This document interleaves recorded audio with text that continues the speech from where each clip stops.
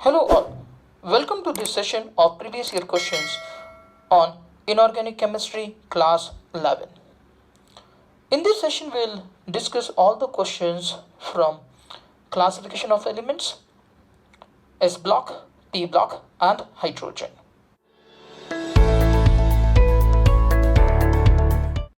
Let us start with NEET 2019.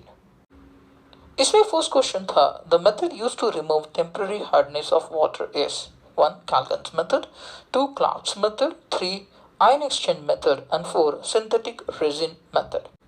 इसमें Kalgan's method, ion exchange method और synthetic resin methods, these three methods are used to remove the permanent hardness of water. जबकि जो Clark's method है that is being used for removing the temporary hardness. अब ये Clark's method क्या था?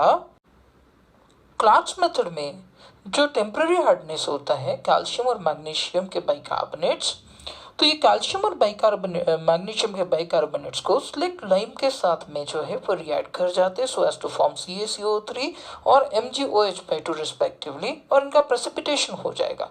और जब हम इसको फिल्टर करेंगे तब आपको क्या मिलेगा? सॉफ्ट वाटर मिल जाएगा. कैल्शियम कार्बोनेट और magnesium hydroxide will be easily separated. और इसीलिए हमारा आंसर होना चाहिए ऑप्शन 2. यहाँ पे मैग्नीशियम और कैल्शियम हाइड्रोक्साइड जो है हमारा टेम्पररी हार्डनेस है. अब हम देखते हैं नेक्स्ट क्वेश्चन. इसमें नेक्स्ट क्वेश्चन आया था enzymes that utilise ATP in phosphate transfer require an alkaline earth metal M as the cofactor. तो MS.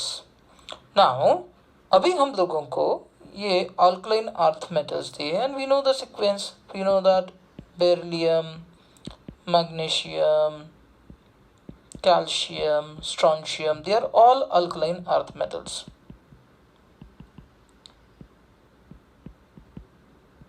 But there's a property out of this. हम लोग को पता है कि भाई जो भी एंजाइम ATP यूज करेगा इन फॉस्फेट ट्रांसफर, उसको magnesium will be required as a cofactor. So this is a knowledge based question, तो हमको पता ही होना चाहिए and this is generally related to bio also. हमारे केमिस्ट्री में भी ये थोड़ा सा आया हुआ है. सो इसका ऑप्शन होना चाहिए ऑप्शन 2.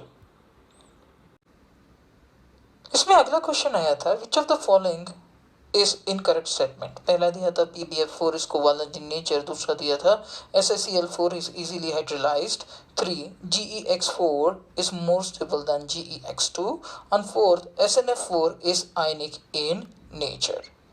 अगर हम ग्रुप 14 एलिमेंट्स देखते हैं तो कार्बन से लेके Pb तक most of the MX4 type of halides are covalent in nature. Most of them are covalent in nature. For example, in MX4 carbon forms covalent bonding, silicon forms covalent bonding, germanium forms covalent bonding, लेकिन Sn और Pb will generally form metallic bonding. And when it comes down to MF4 type, because there will be a greater electronegativity difference between Sn and fluorine and Pb and fluorine, therefore MF4 are ionic in nature. So looking at the first option PbF4 is covalent nature, ये हम लोग को गलत दिखाई दे रहे. Okay, और fourth वाला option SnF4 is ionic in nature, ये हम लोगों को करेक्ट दिखाई दे रहा है. सो यहाँ पे कोवालेंट की जगह पे PbF4 should be ionic in nature. पर हम लोग बाकी भी दो ऑप्शंस चेक कर लेते हैं.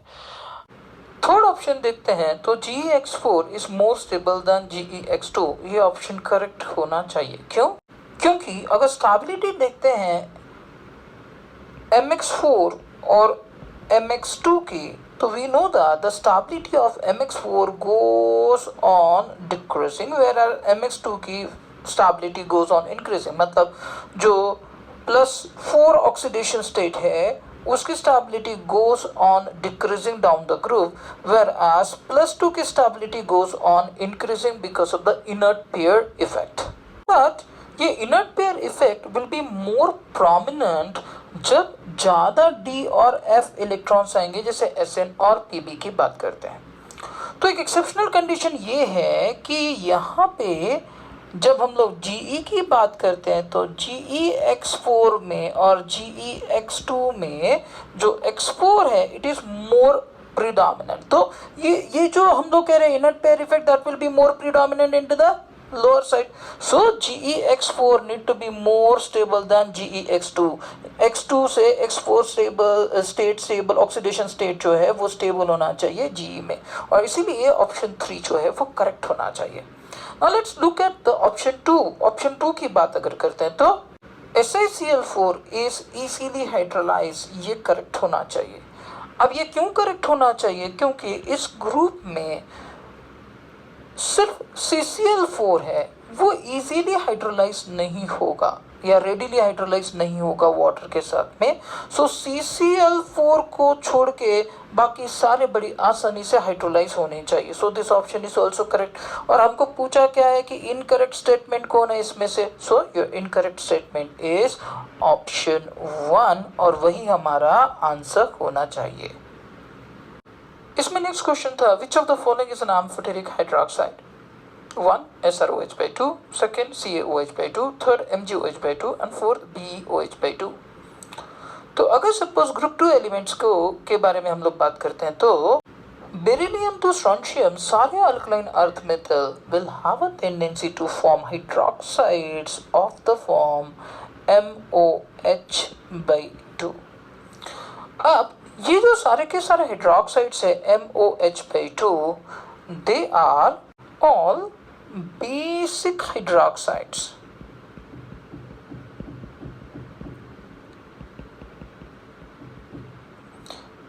किसके अलावा? बेरिलियम हाइड्रोक्साइड्स के अलावा। This is amphoteric.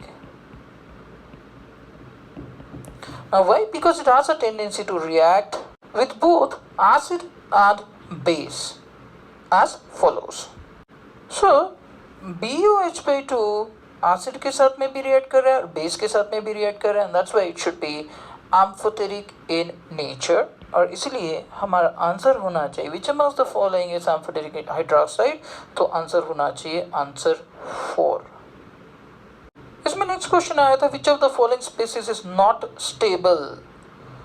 तो ये सारे ग्रुप 14 एलिमेंट्स हैं, इसमें कार्बन के पास में d ऑर्बिटल नहीं है, so it doesn't have no d orbital, तो ठीक है।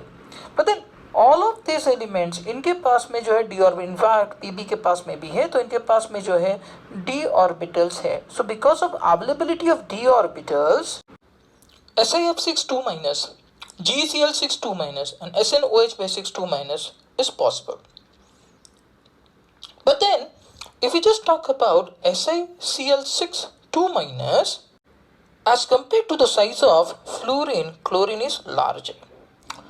So Si4+ का इर्द गिर्द 6Cl अकोमोडेट होना जरा सा मुश्किल हो जाएगा। Why? Because of the size, this size, okay, and that is the reason why we say SiCl6 2- will not be possible and will not be stable. क्यों? क्योंकि ये जो है there will be a repulsion between the chlorine atoms और वो छोटा सा जगह में वो अकोमोडेट नहीं हो पाएंगे, और इसीलिए हमारा आंसर होना चाहिए fourth option, that is SiCl6 2-।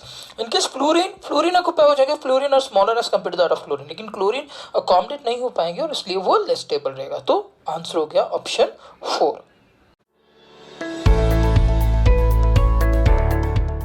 Now let us see some questions from NEET 2018.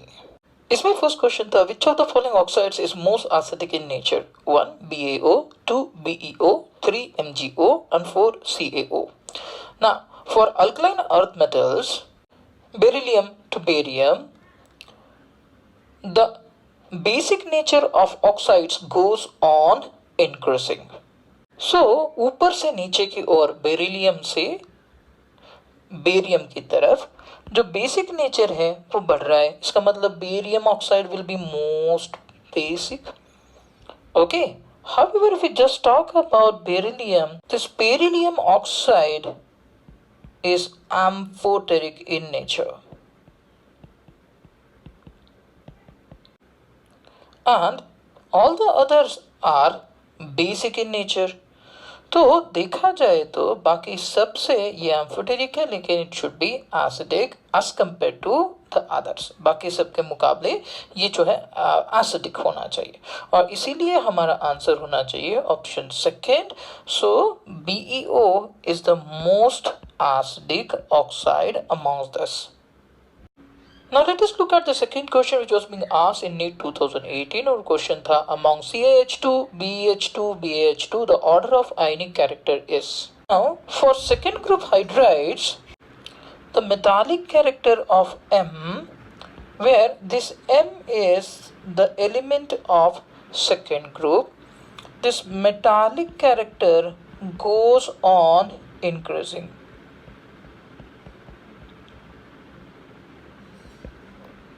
And hence the ionic character should go on increasing of element का hydrides। यानी अगर second group hydrides की बात करें तो उनका ionic character should go on increasing down the group, और इसीलिए जो ionic character है उसका order होना चाहिए BeH2 सबसे कम, फिर उसके बाद में होना चाहिए CaH2, और सबसे ज़्यादा होना चाहिए BaH2। तो इस हिसाब से हमारा आंसर होना चाहिए ऑप्शन 3। नीट 2018 में नेक्स्ट क्वेश्चन आया था, the correct order of atomic radii in group 13 elements is. So for group 13 elements, अगर सपोज हम लोग एटॉमिक रेडियस का ऑर्डर देखते हैं तो generally atomic radius goes on increasing down the group. Why? Because the number of the shells are being added. तो इसके हिसाब से ऑर्डर होना चाहिए boron less than aluminum less than gallium less than indium less than thallium. But there is an exception over here. Gallium जो है उसका atomic size is smaller than aluminium. So if you look at the radiuses values तो आपको दिखाई देगा कि gallium का atomic radius is exceptionally small as compared to that of aluminum. Now this is because of poor shielding of 3D orbital, और इसीलिए ये जो ऑर्डर लिखा हुआ था पहले ये गलत होना चाहिए, and the order should be boron less than gallium less than aluminum less than indium less than thallium, और इसीलिए हमारा आंसर होना चाहिए ऑप्शन 4 जो कि करेक्ट ऑर्डर होगा। नेक्स्ट क्वेश्चन 2018 में आया था, which one of the following elements is unable to form MF6 3 negative ion? Gallium, aluminium, indium and boron. So we just look at group 13 elements. Boron के पास में d orbital नहीं होता, so there is absence of d orbital, और इसीलिए वो कभी भी अपनी कोवालेंसी 4 से ज़्यादा एक्सटेंड नहीं कर सकता। बाकी सबका covalency can be greater than 4। Okay, बाकी सबका कोवालेंसी जो है that should be greater than 4 because they have d orbitals into them. और यही रीज़न है कि जो बोरॉन है वो MF6 3- टाइप के जो भी कंपाउंड है वो नहीं बना पाएगा। So because it could not show a covalency of 6, it will show only a covalency of 4, और इसीलिए हमारा आंसर होना चाहिए option 4 that is boron. Now let us go through the questions from NEET 2017। इसमें क्वेश्चन आया था, the element Z equals to 114 has been discovered recently. It will belong to which of the following family group and electronic configuration? तो अगर suppose हम लोग देखते हैं तो जो element with atomic number 114, this must belong to carbon family, that is group 14, और जो ग्रुप 14 है उसका आउटर इलेक्ट्रॉनिक कॉन्फ़िगरेशन क्या होता है? उसका आउटर इलेक्ट्रॉनिक कॉन्फ़िगरेशन होता है NS2Np2। दैट मीन्स लास्ट में उसके होना चाहिए NS2Np2, यानी हमारा आंसर होना चाहिए ऑप्शन 2। अब नेक्स्ट क्वेश्चन देखते हैं नीट 2017 से, that was ionic mobility of which of the following alkali metal ions is lowest when aqueous solution of their salts are put under an electric field। तो अगर suppose हम लोग इनकी बात करें तो अल्कली मेटल्स में what should be the order under the group? So Li, Na, K and Rb ऐसा ऑर्डर में होना चाहिए ना। Down the group the atomic size goes on increasing and therefore lithium is having the smallest atomic size. Now because it is having the smallest atomic size, therefore Li plus will be having maximum charge density। अब क्योंकि Li plus का size is smallest and it is having maximum charge density, it is heavily hydrated amongst all the alkali metals। This results in largest effective size in aqueous solution। क्यों? क्योंकि वो heavily hydrated है, उसके इर्द गिर्द जो है H2 मॉलिक्यूल्स बहुत ज़्यादा है और इसीलिए उसका effective size जो है वो बड़ा है। Now those which will be having larger effective size, उसकी movement कम होगी, so therefore there will be decrease into mobility under the influence of electric field। और इसीलिए जिस आयन की अल्कली मेटल आयन की लोएस्ट आयनिक मोबिलिटी होगी वो होना चाहिए Li, और इसलिए हमारा आंसर होना चाहिए ऑप्शन 4। नेक्स्ट क्वेश्चन है, it is because of inability of NS2 electrons of the valence shell to participate in the bonding that 1. Sn2 plus is reducing while Pb4 plus is oxidizing. Number 2. Sn2 plus is oxidizing while Pb4 plus is reducing. Number 3. Sn2 plus and Pb2 plus are both oxidizing and reducing. Number 4. Sn4 plus is reducing while Pb4 plus is oxidizing। अब सबसे पहले तो ये समझते हैं कि it is because of the inability of NS2 electrons of the valency shell to participate in the bonding।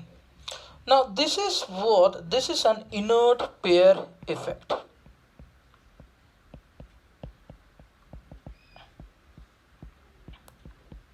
So basically बात हो रही है inert pair effect, और ये inert pair effect के कारण क्या असर होगा वो हम देख रहे हैं।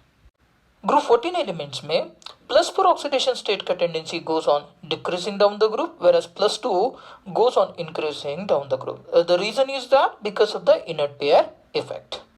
और इसीलिए स्टेबिलिटी ऑर्डर होना चाहिए Sn के लिए Sn4 plus is more stable than Sn2 plus, while Pb2 plus is more stable than Pb4 plus। इसका मतलब ये है कि जो Sn2 प्लस है वो Sn2 प्लस को Sn4 प्लस में कन्वर्ट होने की टेंडेंसी होगी। सो Sn2 plus how it will get converted into Sn4 plus, will get converted into Sn4 plus by losing electron, यानी वो उसका खुद का ऑक्सीडेशन होगा and that's why it will be a good reducing agent. Similarly, if we just talk about Pb4 plus, now Pb4 plus will be having a tendency to get converted into Pb2 plus क्योंकि Pb2 plus की stability ज़्यादा है, तो it will accept 2 electrons and will become Pb2 plus। अब because इसका खुद का reduction हो रहा है, it should be a good oxidizing agent। So इसका मतलब यह है कि Sn2 प्लस रिड्यूसिंग एजेंट है और Pb4 plus is oxidising agent, और इसीलिए हम कह सकते हैं कि हमारा आंसर होना चाहिए ऑप्शन 1, जो बोलता है कि Sn2 plus is reducing whereas Pb4 plus is oxidising.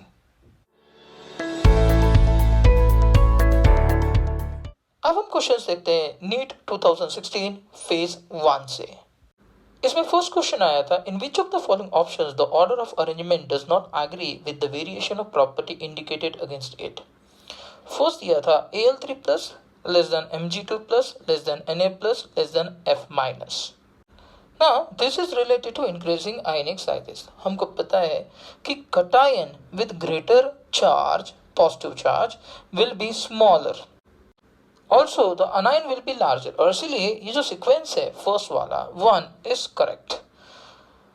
Now if you just talk about the second one, ionization enthalpy of boron less than carbon less than nitrogen less than oxygen, तो ये गलत होना चाहिए। Why?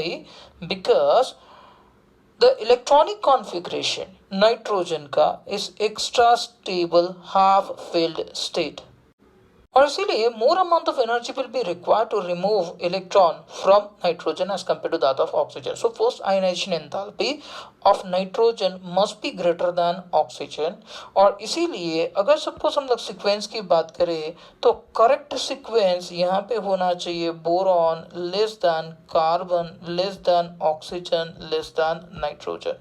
This should be the correct sequence. So ये जो second option है हमारा वो गलत हो सकता है। Then let's look at the third option. Electron gain enthalpy of iodine must be less than bromine, must be less than chlorine, must be less than fluorine। ये भी गलत होएगा। That's just because fluorine में there will be an inter-electronic repulsion because of its smaller size। इसीलिए fluorine का electron gain enthalpy must be less as compared to that of chlorine। माने negative electron gain enthalpy must be less as compared to that of chlorine। और इसका correct order जो है वो इस तरीके से होना चाहिए, iodine less than bromine less than fluorine less than chlorine। this should be correct। तो ये भी गलत होएगा। Now if you just talk about the fourth property और fourth में लिखा है Li less than Na less than K less than Rb and this is increasing metallic radius and this will be correct because down the group the metallic radius goes on increasing, तो this should be correct। लेकिन हमको पूछा गया है कि the order of the arrangement does not agree with the variation of property indicated against it। तो हमारे पास में दो ऑप्शन जो है वो आप लोगों के आंसर्स हो सकते हैं और इसीलिए हम इसमें दो आंसर्स मार्क कर सकते हैं and that is 2 as well as 3। दोनों सीक्वेंसेस जो है ना, जो उसके सामने ब्रैकेट में दिया हुआ उसको मैच नहीं करते। The correct order are written over here और इसलिए आंसर हमारा 2 भी होना चाहिए और 3 भी होना चाहिए।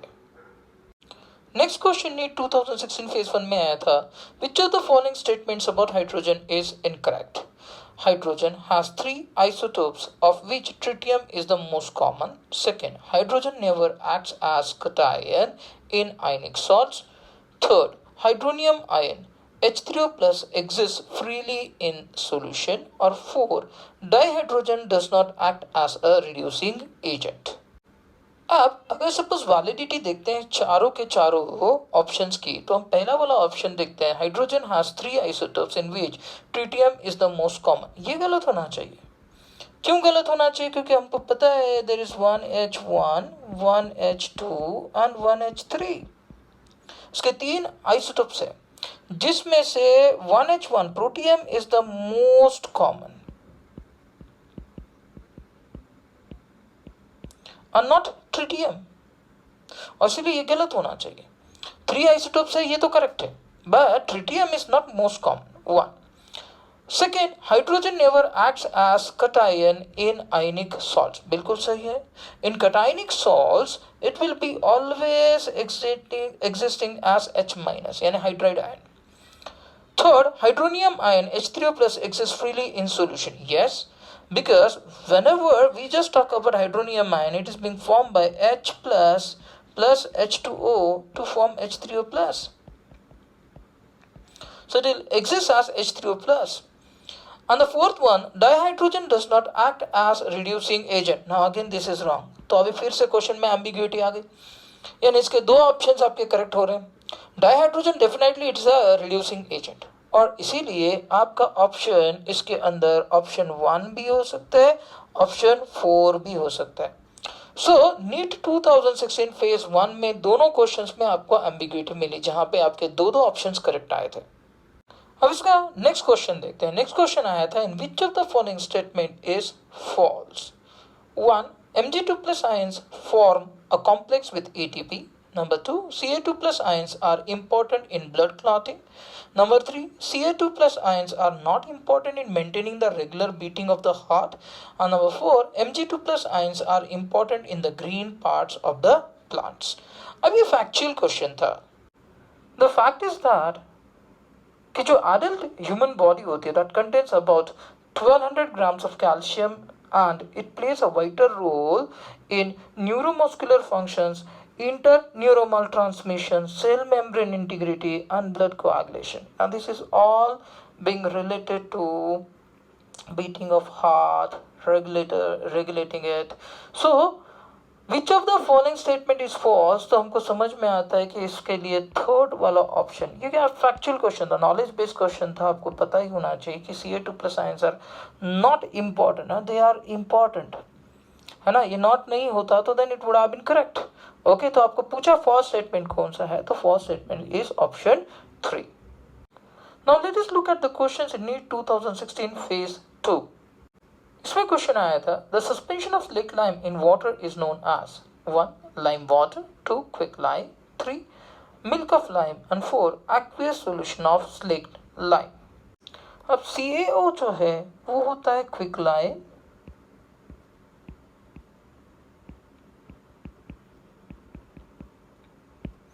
जब क्विक लाइम में वाटर ऐड करेंगे when it is being hydrated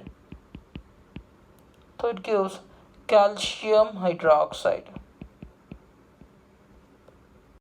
This is white amorphous powder sparingly soluble in water and also called as slaked lime. Now whenever इसका aqueous solution बनाते हैं, its aqueous solution is called lime water, और अगर suppose हम suspension बनाते हैं इसका तो then it is called as milk of lime, और इसलिए हमारा आंसर होना चाहिए the suspension of slake lime in water is known as milk of lime, यानी option 3। Next question NEET 2016 phase 2 में से था, in context with beryllium which one of the following statements is incorrect? It is rendered passive by nitric acid, second it forms Be2C, third, its salts rarely hydrolyze, and fourth, its hydride is electron deficient and polymeric. So let us start from statement 1. It is rendered passive by nitric acid. Yes, this is correct.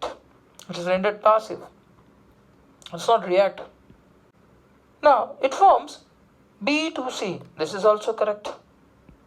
With carbon, it forms Be2C. Its salts rarely hydrolyze. No, this is wrong.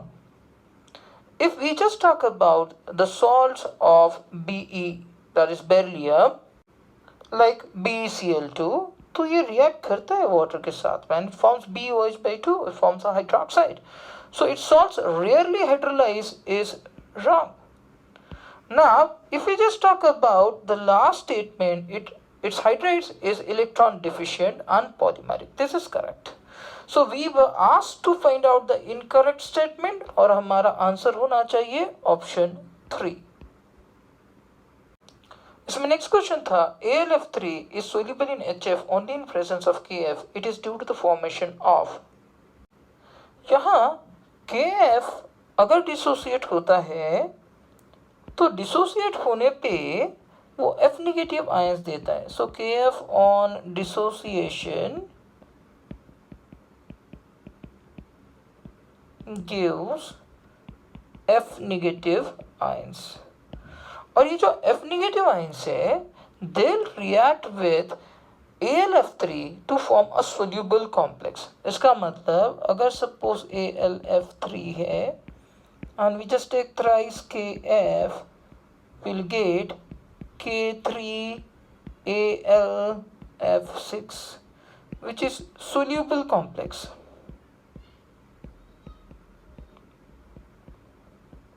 And hence it will be soluble in HF। और इसीलिए हमारा answer होना चाहिए option 2, that is K3AlF6।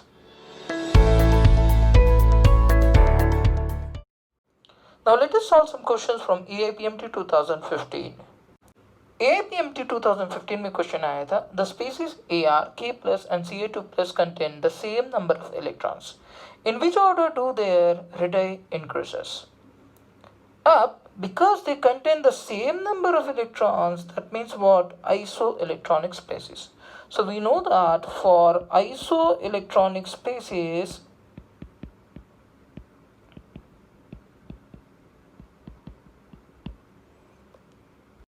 atomic radius is inversely proportional to Z effective. Hence, greater the positive charge, lesser will be the atomic radius. और इसीलिए जो order है वो ऑर्डर होना चाहिए Ca2 plus less than K plus less than AR, यानी जो radii है उसका ऑर्डर के हिसाब से हमारा आंसर होना चाहिए option 2। Next question is, the function of sodium pump is a biological process operating in each and every cell of all animals. Which of the following biologically important ions is also a constituent of this pump? अब ये knowledge based question था, पता ही होना चाहिए, तो ध्यान रखिएगा। K plus ion is also constituent of sodium pump, और इसीलिए हमारा आंसर होना चाहिए ऑप्शन 2। इसमें नेक्स्ट क्वेश्चन आया था, solubility of alkaline earth metal sulphates in water decreases in the sequence. अब हम लोग को पता है कि अगर सपोज हम लोग अल्कलाइन अर्थ मेटल सल्फेट्स को कंसीडर करते हैं, so hydration energy of magnesium, calcium, strontium and barium goes on decreasing down the group. Magnesium का atomic size is very small, and that's why it will be having a greater hydration enthalpy, and therefore the solubility of sulfates decreases down the group. Hence, the order should be, so the solubility of MgSO4 must be the highest and BaSO4 must be the least. और इसीलिए हमारा answer होना चाहिए option 4, Mg greater than Ca greater than Sr greater than Ba. That's all in this session. Thanks for watching. Let's meet in next session. Meanwhile, please subscribe to the channel to get more videos when they are updated.